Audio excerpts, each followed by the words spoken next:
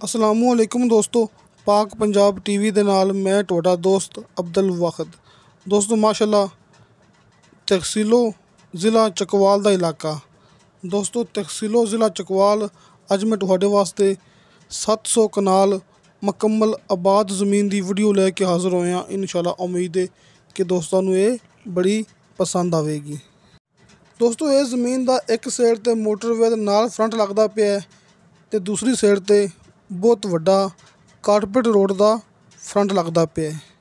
बिजली मौके ते मौजूद, हर सहूलत मौके ते मौजूद, शहर के करीब, मुकम्मल आबाद ज़मीन, नीला दुल्ला इंटरचेंज तो इंतहाई करीब, आबादी इनके बिल्कुल करीब ते एक फैमिली की ज़मीन जे कि 2-3 भाई हैगे ने, उन्हां दे नां ते ये ज़मीन है ते 70 फुट तो बाद नीचे दोस्तों नूं बिल्कुल शर्तिया मिठा पानी मिलेगा। दोस्तों ये ज़मीन की वीडियो आपां नूं हाजी अरफान साहब ने सेंड की है।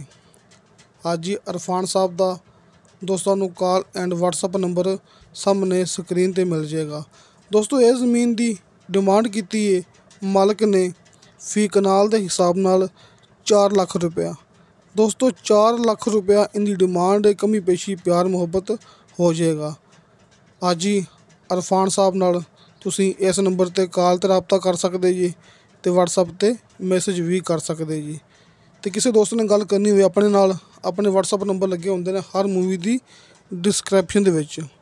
आरफाला, पाकपतन, सहीवाल इस इलाके च अपने को ज़मीनां दस्तयाब ने।